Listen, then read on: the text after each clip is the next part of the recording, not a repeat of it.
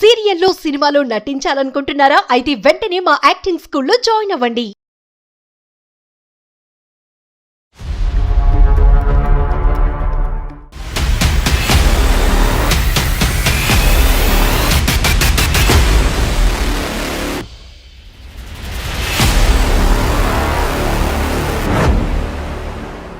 India's #1 varicose veins hospitals అబిస్ను సంప్రదించండి. మీ నొప్పి లేని ప్రయాణాన్ని ప్రారంభించండి. ఏబీసీ హాస్పిటల్ సమర్పించు అందమైన జీవితం కార్యక్రమానికి స్వాగతం. నమస్తే కళ్యాణ్ గారు. నమస్తే జయ గారు. కొన్ని విషయాలు అందరిలో కామన్గా ఉంటాయండి. పిల్లల పెంపకం దీనికి సంబంధించి ఎట్లా అంటే తల్లిదే బాధ్యత అని తండ్రి అంటాడు, తండ్రి కూడా బాధ్యత తీసుకోవాలని తల్లి అంటుంది. దీనివల్ల గొడవలు, పోట్లాట్లు, పిల్లలు ఏ చిన్న తప్పు చేసినా నీ వల్లే అనే ఆ బ్లేమ్ చేసుకునే నేచర్ వెరీ కామన్ అండి. అసలైన విషయం నుంచి తల్లిదండ్రులు బ్లేమ్ చేసుకునే పొజిషన్. అలాంటి సమస్యతోనే పిల్లల సమస్యను ఒకసారి మాట్లాడదాం. తప్పకుండా మేడం, కలపండి.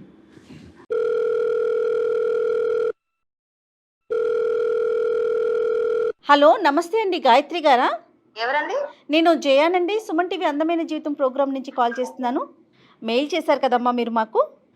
మేడం, నేనే మేడం చేశాను. ఓకే. మాట్లాడతారా? నాతో పాటు డాక్టర్ కళ్యాణ్ చక్రవర్తి గారు ఉన్నారు. మాట్లాడతా మేడం. చెప్పండి అమ్మా. నమస్తే గాయత్రి గారు, నేను డాక్టర్ కళ్యాణ్ నమస్తే చక్రవర్తి. సార్. ఇది నమస్తే. పాప గురించి చేశాను సార్ మీకు మెయిల్. మీ అమ్మాయి గురించి. మీ వారు ఏం చేస్తారు? మా హస్బెండ్ పేరు మహేంద్ర సార్, కాంట్రాక్ట్ జాబ్ చేస్తారు. అమ్మా. పాప 10th చదువుతుంది సార్. మీరేం చేస్తుంటారమ్మా? నేను హౌస్ వైఫ్ మేడం. పాపతో సమస్య ఏంటి మీకు? హస్బెండ్ కి చిన్నప్పటి నుండి పాప అంటే ఇష్టం లేదు సార్, అబ్బాయి కావాలని. అంటే అబ్బాయి కావాలి అనేది ఎవరు ఆలోచన అమ్మా? మీదా, మీ మా వారిదా? Husband sir. మీ హస్బెండ్ది. ఒకతే పాప అండి? ఒకతే పాప. పాప వయసు ఎంత, ఏం చదువుతుందమ్మా? పాప 10th సార్. అంటే 10th లోకి ఎంటర్ అయిందా, పరీక్షలు రాసేసిందా?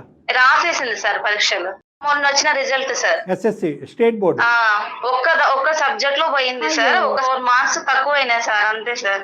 సో ఓవరాల్ గా పాప 10th ఫెయిల్ అయింది, ఒక సబ్జెక్ట్ లో ఫెయిల్ అయింది. ఒక సబ్జెక్ట్ లోనే మార్క్స్ తక్కువ అయినాయి సార్. సరే, సప్లిమెంటరీ రాయొచ్చు. ఇప్పుడు దాని అప్పటి నుండి తిను నీ వల్లనే అట్లా అయింది, నేను లేని టైంలో చూసి నువ్వు ఫోన్లు ఇవ్వడం, టీవీలు పెట్టడం, అలా నీ వల్ల తయారైందని నా మీద చిరాకు పడడం, నన్ను కొట్టడం, తిట్టడము, టార్చర్ సార్. ఇట్లా నీ వల్ల ఇట్లా అయింది పాప, నేను నలుగురిలో ఎట్లా తిరగాలి, నలుగురిలో తిరగటం, పాప పాస్ అవటం. సరే, ఇంట్లో నుంచి వెళ్ళిపోండి మీరిద్దరు, నాకు అవసరం లేదు ఓకే. అని ఇట్లా టార్చర్ సార్ రోజు. అంటే ఇప్పుడు ఎందుకమ్మా సడన్ గా ఇంత టార్చర్ వచ్చింది? బాబు లేని కారణంలో పాప అని చెప్పి అలాగే అట్లా కోపంగా చిరాకు పడ్డం, అలా చిన్నప్పటి నుండి చదువు అని అలాగే చేసి 10th లో కూడా అమ్మాయి ఫుల్ ఫీవర్ సార్. అది క్యాన్ లో పెట్టుకొని కూడా పోయి ఎగ్జామ్ రాసి వచ్చింది సార్. పాప పేరు ఏంటమ్మా? పాప పేరు సహస్ర సార్. సహస్రాన్ని దగ్గర తీసుకుంటారా మహేందర్ గారు? లేదంటే ఆడపిల్ల అని చెప్పి దూరం పెట్టడం, ఆ ప్రేమ ఆప్యాయతలన్నీ మొదటి నుంచి అంటే తక్కువ? దూరమే ఉంటది సార్. అంటే ప్రేమ అంటే తక్కువ సార్. అంత ఏమి చదువు సంపాదించిందంతా మీకే పెడుతున్నా, మీకే చూస్తున్నా, ఏం చేస్తున్నారు ఏంది, ఇంట్లో నుంచి వెళ్ళిపోండి అని నన్ను టార్చర్ చేయడం సార్. కదమ్మా, అంత కష్టపడి చదివినటువంటి ఆడపిల్ల ఎందుకమ్మా ఫెయిల్ అయింది? చదువు అని టార్చర్ బాగా ఇబ్బంది పెట్టడం వల్ల పాప ఫుల్ ఫీవర్ సార్. ఆ ఫీవర్ లో పోయి అలాగే రాసేసింది, ఒక సబ్జెక్ట్ పోయింది సార్. కాదమ్మా, ఇప్పుడు టార్చర్ అంటే ఏంటమ్మా? సార్ ఒకటి అబ్బాయి లేడు అని అమ్మాయి, నేను నా ఫ్రెండ్స్ ముందర నేను తలెత్తుకొని తిరగలేను, సొసైటీలో నేను తిరగలేవను, అమ్మాయి ఏం చేయగలుగుతుంది, ఏం చేయలేదు. అంటే ఇక్కడ అతనికి ఉన్న బాధ అమ్మాయి ఉన్నది, అబ్బాయి లేడనా, లేదంటే అమ్మాయి ఫెయిల్ అయిందనా? అబ్బాయి లేడు అని సార్. తనకి మ్యారీడ్ అయిన కాడి నుంచి అదే కోరిక సార్. అప్పటి నుంచి ఉంది. ఇప్పటికి పాప 15 సంవత్సరాలు అయ్యి పుట్టి పెరిగి 10th స్టాండర్డ్ వరకు వచ్చినా కూడా ఇంకా అతనికి అబ్బాయి కావాలనే పిచ్చి ఇంకా పోలేదా? లేదు సార్. మరి అలాంటప్పుడు శుభ్రంగా ఇంకో అబ్బాయిని కనొచ్చు కదమ్మా. అబ్బాయినో ఇంకో పాప పుడతాడని చెప్పి మళ్ళీ అప్పుడు తీసేసినాడు సార్. చిక్కుముడి సమస్య. ఓకే, సరే. ఇప్పుడు పాపని పోనీ ప్రేమగా చూసుకుంటాడా, దగ్గర తీసుకుంటాడా? ఇంకా ఇప్పుడు అంటే మా అంత ప్రేమగా ఏముండదు సార్. ఇంకా పద్దాక నన్ను తిడతా, నీ వల్లనే ఇట్లా నన్ను తిడతా ఉంటాడు సార్. మీరేం చేశారమ్మా దానికి? సబ్జెక్ట్ పోయేసరిగానే నీ వల్ల ఇట్లా అయింది, నువ్వు దగ్గరుండి చదివించలేదు, నేను అటు వెళ్ళంగానే టీవీలు పెట్టడము, ఫోన్లు ఇవ్వడము, నీ వల్ల అలా అయింది పాప అని. కదమ్మా, నువ్వేమన్నా పాపకి ఎక్కువ స్వేచ్ఛ ఇచ్చావా? అంటే కనుక ఫోను, టీవీ అనేది ఎక్కువగా ఇచ్చారా పాపని?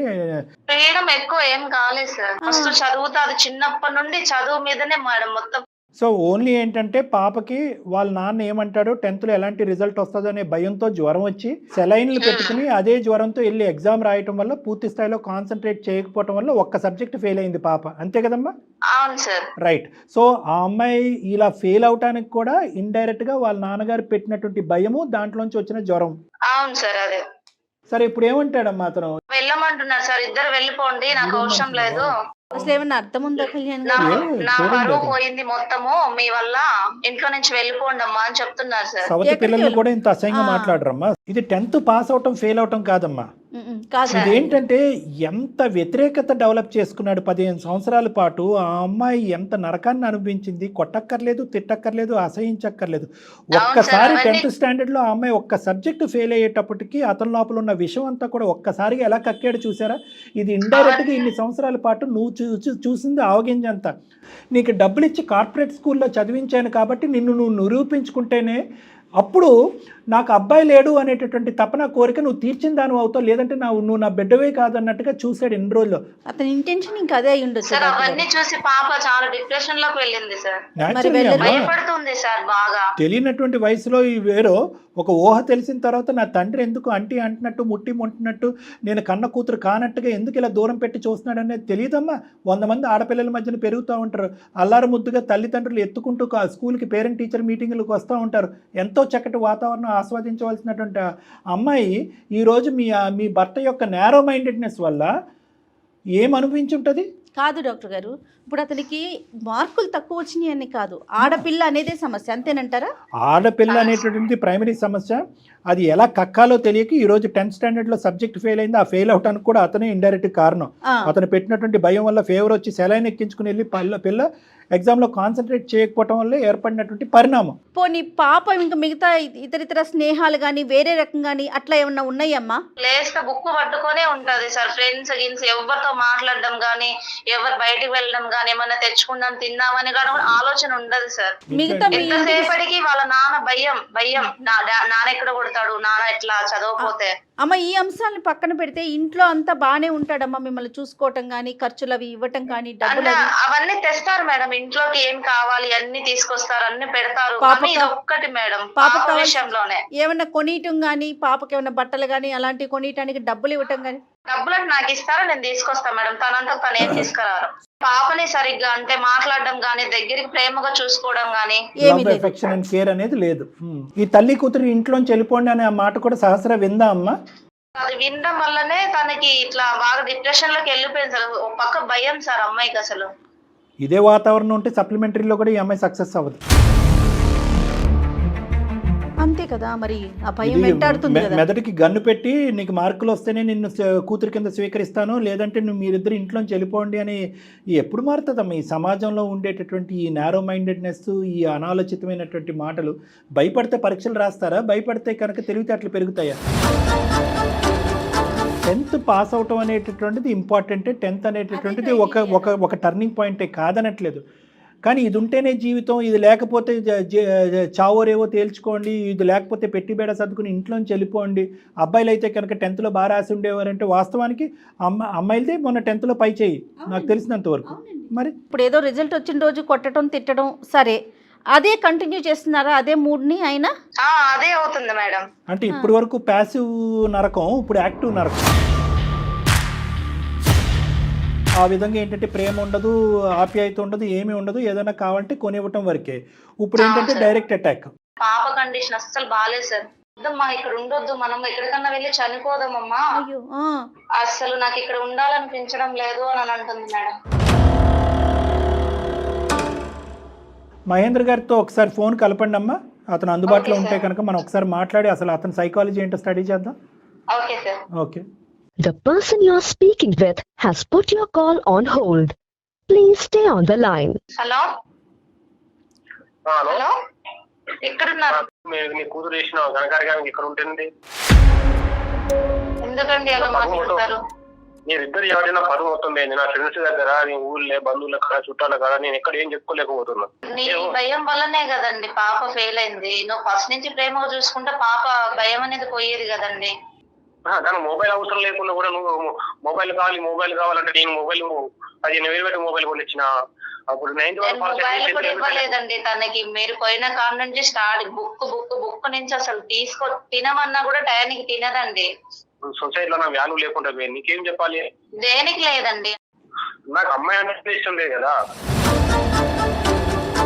చేతులు ఏం లేకుండా కూడా నేను అబ్బాయిని చదివించాను కదా. చిన్నప్పటి రూపాయలు ఖర్చు పెట్టి ఇన్వెస్ట్ అబ్బాయికి ఎంతగా అమౌంట్ గారు ఇన్వెస్ట్ చేసా, ప్రైవేట్ స్కూల్లో ఇన్వెస్ట్ చేసి చదివించాను కదా. మహేంద్ర గారు నమస్తే అండి. మీరెవరు సార్? నా పేరు డాక్టర్ కళ్యాణ్ చక్రవర్తి అండి. నాతో పాటు హోస్ట్ ఇక్కడ జయ గారు కూడా ఉన్నారు. మేము సుమన్ టీవీ అందమైన జీవితం అనే ఒక కార్యక్రమం నుంచి మాట్లాడుతున్నాం. ఈరోజు మీ భార్య ప్రాణభిక్ష పెట్టండి నాకు నా బిడ్డకి అని చెప్పి మా వేదికని ఆశ్రయించారు. ఆడపిల్ల మీద ఎందుకు అంత వ్యతిరేకత? ఏంటి సార్ మీ ఉద్దేశం ఏంటో ఒక్కసారి నాకు వివరించి చెప్పండి. ఎందుకు ఆడబ్రతుకు మీద మీకు అంత వ్యతిరేకత? అబ్బాయి కాలం ఉంటుంది సార్. ఈమె కాబట్టి నాకు అమ్మాయి పుట్టింది, అయినా కూడా మీరు తలుచుకుంటే ఆమె తలుచుకుంటే అమ్మాయి కావాలంటే అమ్మాయి వచ్చేస్తారా, అబ్బాయి కావాలంటే అబ్బాయి వచ్చేస్తారా? మీరు చదువుకున్నారా? కొంచెం అన్నా మైండ్ ఉందండి మీకు? ఏం మాట్లాడుతున్నారు? అంటే ఇప్పుడు ఇంటి పేరు నిలబెట్టేది అబ్బాయి కదా సార్. అమ్మాయి ఇక్కడ నిలబెడుతుంది. ఇంటిని నిలబెట్టేది అబ్బాయి, పేరు ఇంటి పేరు నిలబెట్టేది అబ్బాయి. అబ్బాయి నిలబెడతాడు, అమ్మాయి పడేస్తుందండి. అవును సార్. ఇప్పుడు పెళ్ళైందంటే అమ్మాయి వెళ్ళిపోతుంది కదా. అప్పుడు అబ్బాయి అంటున్నా నేను ముసలివాడిని అయినా కూడా ఏదైనా కూడా నన్ను పట్టుకొని చూసుకుంటాను. ఏమండి అబ్బాయిలు కోడళ్ళు అందరూ కూడా ఒంగో పెట్టి తంతున్నారు ఈ మధ్యన. ఆ కథలు కూడా మా దగ్గరకు వస్తూ ఉన్నాయి. ఇప్పుడు అబ్బాయి పుట్టాడు ఏమండి, అయినా కానీ ఇది నాకు తెలియక అడుగుతానండి. అమ్మాయా అబ్బాయా అనేటటువంటిది తీసి పక్కన పెట్టండి. మీరు కన్న బిడ్డలే కదండి. కొద్దిగైనా ఒక ప్రేమ ఆప్యాయత ఉంటుందండి. ఒక షర్టు ఒక ఫ్రాకు కొనిచ్చేస్తే కనుక తండ్రిగా మీ పాత్ర అయిపోతుందండి. ఇదే విధంగా మీ తల్లిదండ్రులు మిమ్మల్ని పెంచారా అండి? ఏమండి మీ ఆడపిల్లకి ఇచ్చేటటువంటి గౌరవం అదే గౌరవం మీ తల్లిగారు కూడా ఇస్తారా? ఈరోజు మీ ఆడపిల్ల కన్నందుకు మీ పరువు పోయిందని అంటున్నారు కదా. మీ అమ్మ మిమ్మల్ని కన్నందుకు మీ పరువు పోయిందా? 10th ఫెయిల్ అయినందుకు మీరు ఈరోజు అసహించుకుని ఇంట్లోంచి పొమ్మంటున్నారా, లేదంటే ఇద్దరు ఆడవాళ్ళని పొమ్మంటున్నారా? దేని గురించి సార్? ఒకప్పుడు మీకు కొడుకు ఉండి కొడుకు ఫెయిల్ అయి ఉంటే ఏం చెప్పుండేవారు? నా కొడుకు సరే ఏమనలేము. నా కొడుకు అంటే ఇష్టం కాబట్టి ఫెయిల్ అయినా కూడా జిల్లా పట్టించుకో. మాట్లాడుతున్నారు సార్. ఏంటి మీ సంస్కారం ఏంటి, మీ పుట్టుకేంటి, మీ సమాజం ఏంటి? ఏం సార్ ఇది? కొడుకు ఫెయిల్ అయినా పర్వాలేదు, ఆడ అబ్బాయి అయితే చాలు, వాడు దొంగతనాలు చేసినా పర్లేదు, వీధుల వెంట తిరిగినా పర్లేదు. ఆడపిల్ల తన క్యారెక్టర్ని ప్రూవ్ చేసుకోవాలి, తన భవిష్యత్తుని కాపాడుకోవాలి. మీరు సమాజంలో తలెత్తుకుని తిరగాలి అంటే ఆడపిల్ల మాత్రం అన్ని ఎగ్జామ్స్ పాస్ అవ్వాలి. అమ్మో, మీలాంటి వ్యక్తులు ఇంకా ఉన్నారా సార్ సమాజంలో? కానీ ఈరోజు మీ అమ్మాయి ఇంట్లోంచి బయటకు వెళ్ళిపోతుంది నేను చచ్చిపోదామని చెప్పి. ఓకేనా అది మీకు?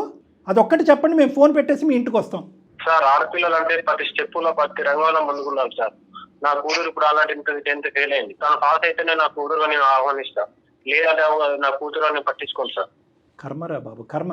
సో మీరేంటంటే ఇప్పుడు వరకు మీరు లోపల విషయం దాచిపెట్టుకున్నారు, ఇప్పుడు ఆ విషయాన్ని బయటకు చిమ్ముతున్నారు అంతే. మహేంద్ర గారు, ఒక్కటి ఇదే మీ ఆఖరి అవకాశం. ఇంకా మీరు ఏంటి అనేటటువంటిది దయచేసి సమాజానికి ఇలా విప్పి చూపెట్టద్దు. మీరు సంస్కారం పోగొట్టుకుంటారు, మీ కుటుంబానికి ఉండేటటువంటి విలువ పోతుంది.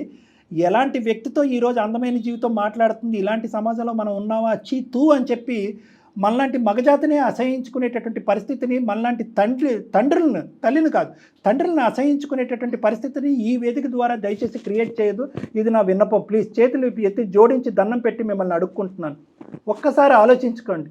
నేను ఆడపిల్ల మగపిల్ల అనేటటువంటిది కాదు, మీ కడుపును పుట్టినటువంటి ఒక జీవికి మీరు ఇచ్చేటటువంటి మర్యాద ఇదేనా? మీ తల్లితో కూడా నేను మిమ్మల్ని పోల్చి మాట్లాడాను. మీ తల్లిని ఇలాగే ట్రీట్ చేస్తారా? మీ అక్క చెల్లిని ఇలాగే ట్రీట్ చేస్తారా? మీ ఇంట్లో ఉండేటటువంటి ఆడవాళ్ళు పుట్టినటువంటి వాళ్ళని ఇలాగే ట్రీట్ చేస్తారా అని నేను మిమ్మల్ని అడుగుతున్నా. దానికి మీ నోటి వెంట సమాధానం రాలేదు.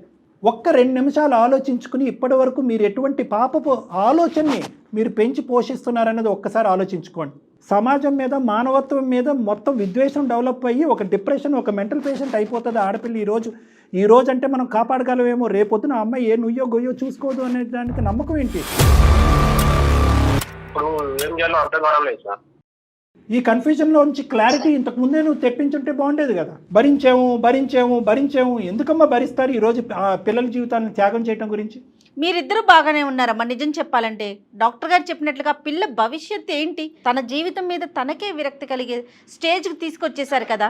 డే 1 నువ్వు ఏంటి, నీ మనస్తత్వం ఏంటి, నువ్వు ఇట్లా ఎందుకు చేస్తున్నావని నలుగురు పెద్దోళ్ళని పిలిచి మాట్లాడటము, లేదంటే ఇలాంటి డాక్టర్ గారి దగ్గరికి రావడం. చెప్పిన వినరు మేడం తను. ఏంటమ్మా సరే. వినరు, ఏంటమ్మా అమ్మా వినరు? మహేందర్ ఉన్నారా లైన్లో?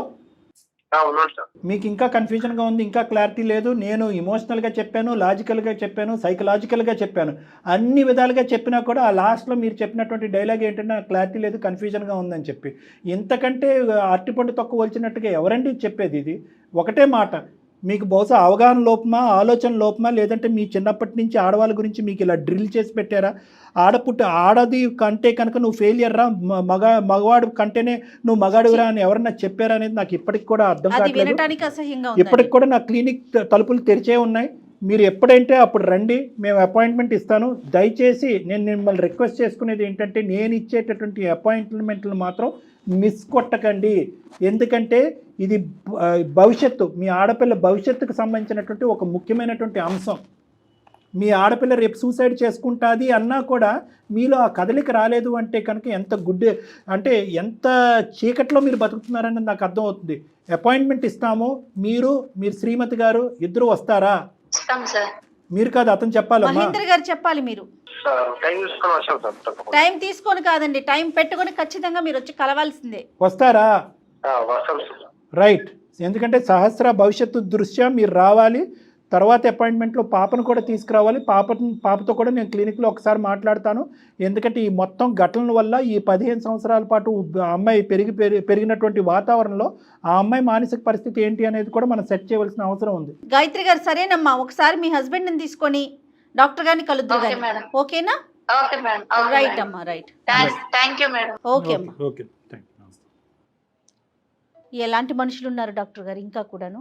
అతను ఏం ఆలోచిస్తున్నారు, అతని మైండ్ సెట్ ఏంటో కూడా అర్థం కావట్లేదు నాకైతే. ఇలా కూడా ఉన్నారా ఈ రోజుల్లో? Blind folded madam. ఎందుకంటే ఇవి ఒక విచిత్రమైనటువంటి అంటే నాగరికానికి దగ్గరగా లేనటువంటి ఒక పిచ్చి సాంప్రదాయం, ఒక పిచ్చి ఆలోచన శైలి. అంతే కదా. సో ఇలాంటి వాళ్ళు రేర్గా ఉంటారు. పిల్లల్ని పెంచేటటువంటి విధానంలో ఆడ మగ అనేటటువంటి భేదాభిప్రాయాలు దయచేసి ఏ కోణాన్ని కూడా చూపెట్టద్దు. ఇది మనం ప్రధానంగా చెప్పే మెసేజ్. 100% అండి. నెంబర్ 1. నెంబర్ 2 ఏంటంటే విద్యాభ్యాసం అనేటటువంటిది ఒక కళ. అందరికీ ఆటోమేటిక్గా అర్హత వచ్చేస్తుంది. దాన్ని బట్టి వాళ్ళకి ఇచ్చేటటువంటి ప్రేమ ఆప్యాయతలను నిర్ణయిద్దాం అనేటటువంటి ఆలోచన దయచేసి విరమించుకోండి. ఎగ్జామ్ అనేటటువంటిది ఒక గేమ్. దానికి పరువుకి ప్రతిష్టకి ఎటువంటి సంబంధం లేదు.